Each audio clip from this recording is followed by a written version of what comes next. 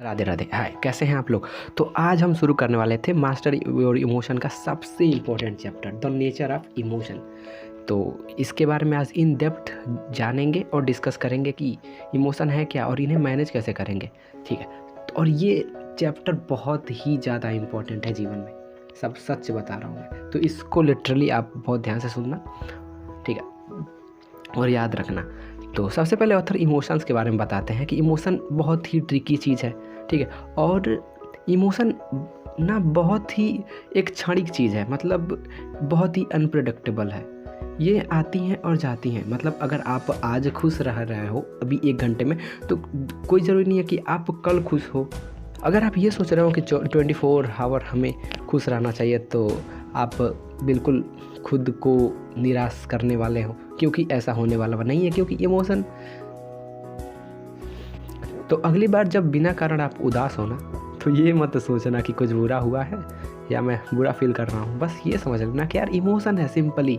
Emotion के बारे में एक और चीज़ बताते हैं ऑथर कि इमोशन बस इमोशन है। ये ना तो बुरा चीज़ है और ना ही कोई बेकार चीज़ है। हाँ, हालांकि कई बार ये अच्छी चीज़ है हमारे लिए, क्योंकि कई बार हमें टॉप पर जाने के लिए मेंटली एक ब्रेकडाउन फेस करना पड़ता है। अब इसी बुक में ऑथर बताते हैं कि कोई फ़र्क नहीं पड़ता कि आप कितने भी टफ हैं जीवन में, आपका सामना होने वाला है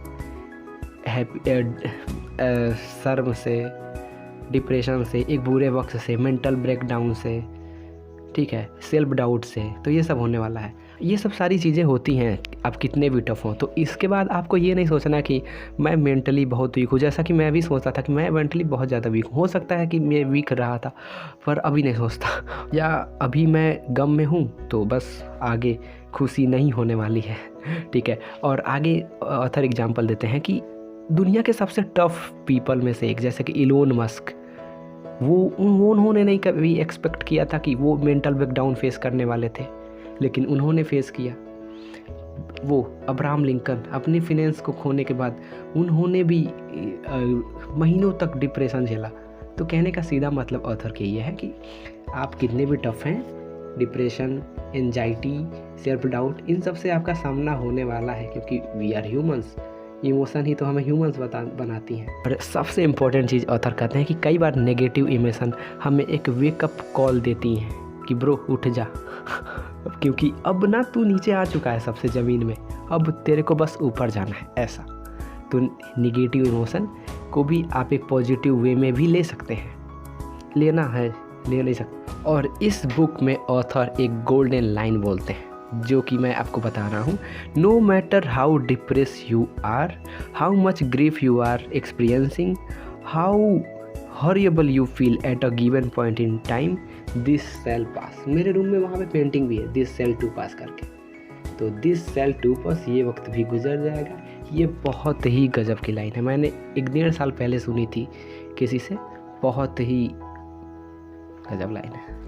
ऑथर कहते हैं कि आप सोचो थोड़ा कि क्या आपने पास्ट में ऐसा कुछ नहीं झेला है, जैसे कि कुछ नेगेटिव इमोशन, सेल्फ डाउट, और आप उनको टैकल किए, फिर यहाँ आए तो क्या हुआ। मतलब दुख का वो एपिसोड ख़त्म हुआ, फिर आप हैप्पीनेस की ओर आए, फिर आपने कुछ, हो सकता है, लापरवाहियाँ की या कुछ ऐसा हुआ होगा जिससे आप फिर से डिप्रेस हो रहे हैं।